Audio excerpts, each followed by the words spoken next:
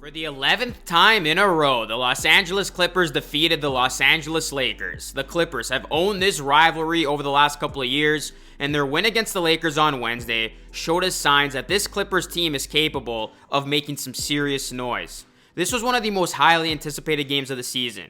Battle of LA, huge playoff implications on the line. Russell Westbrook going up against his former team. The sold-out crowd at New Staples had a Lakers vibe to it, but it was the Clippers who stole the show. How's it going, everyone? It's Luca here, back with another Clippers video. In this one, I'm going to be talking about how the NBA is not ready for Kawhi Leonard and the Clippers. If you guys could do me a solid favor, please hit a like on the video. It does help the algorithm a ton. And please subscribe to the channel for more Clippers and NBA content. There's a lot I want to unpack in this video, so buckle up and enjoy. The Clippers showed us just how lethal their depth actually is, and this is something you can't overlook.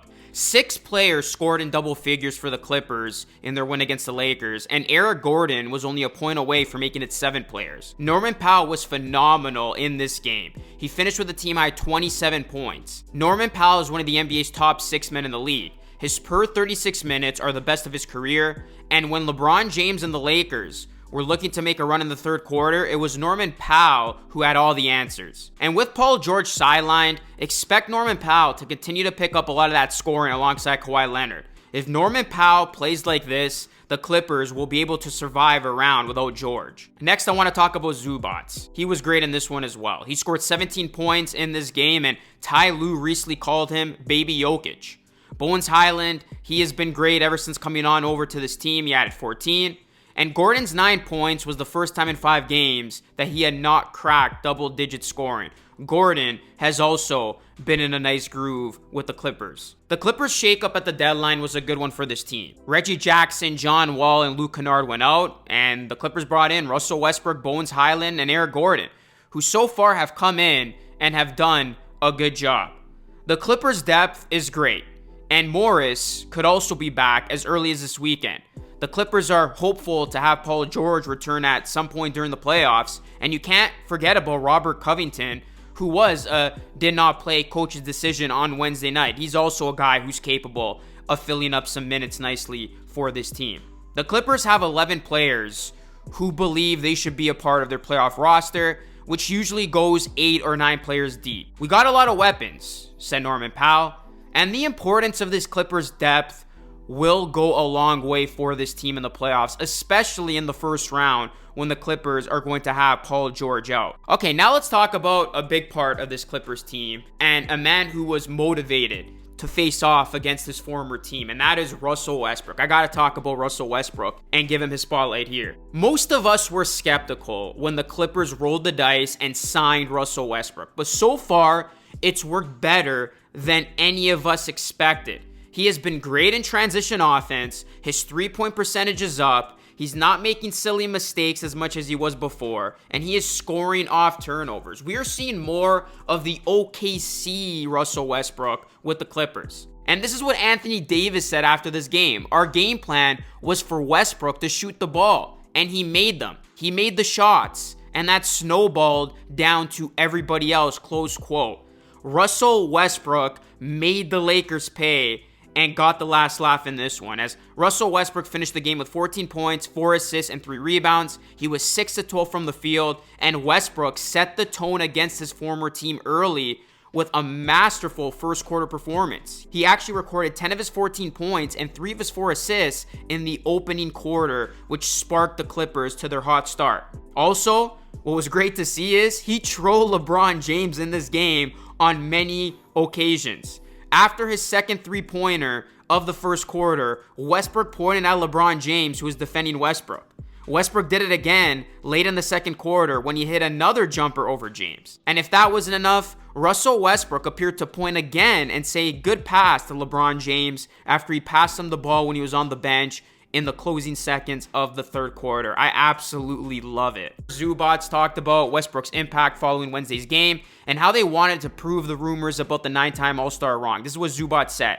He's a great dude, a great leader, always happy, always positive, always helping everyone on the court. Helped me a lot. He leads us on and off the court. He's a great dude. We just wanted to prove everyone wrong, prove all those rumors and all that stuff that was said about him wrong. It just makes it better that it came in the biggest game of the season. And Zubats isn't the only one who's had high praise for Russ. Even Kawhi Leonard, a man who doesn't say a whole ton, has come out many times and talked about Russell Westbrook's energy. And that's actually going to segue me into talking about Kawhi Leonard. I got to save the best for last, right? And Kawhi Leonard, he is slowly rounding into form. And Kawhi Leonard played the full half in this game for the first time in 10 years. The last time Kawhi Leonard played an entire half was the second half of Game 7 of the 2013 NBA Finals between the San Antonio Spurs and the Miami Heat.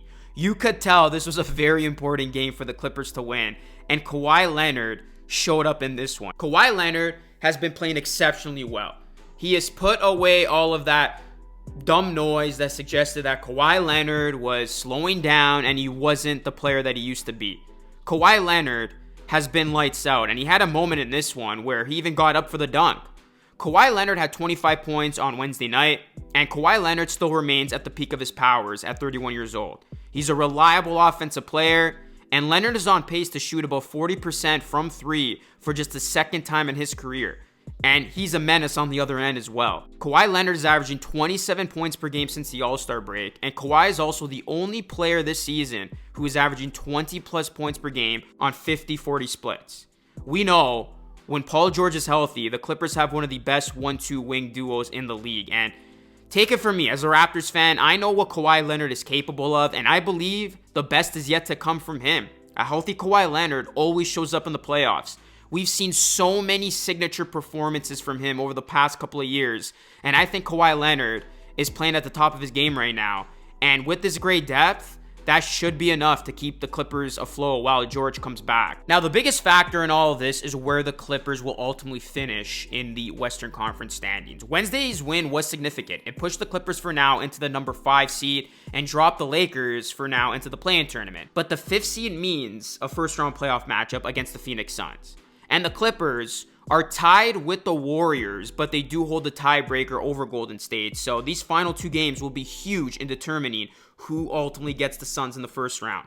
Now, a perfect situation for the Clippers, in my opinion, would be them finishing 6th, because I have no doubt the Clippers can beat the Kings in the first round without Paul George. And I think that side of the bracket is wide open for the Clippers to get back to the Western Conference Finals. And then, if they do have to play the Suns again in the Western Conference Finals, at least they should have George by that time.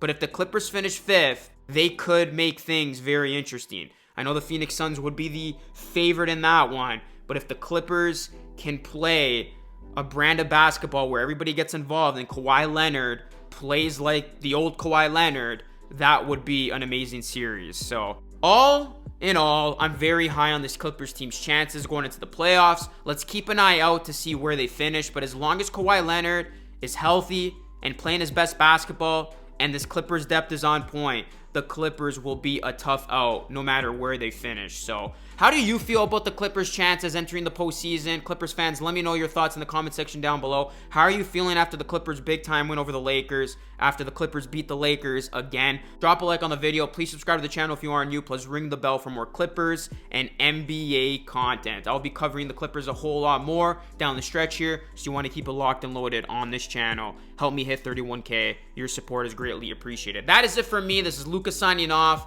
Thank you for watching. I will catch you all again in the next video.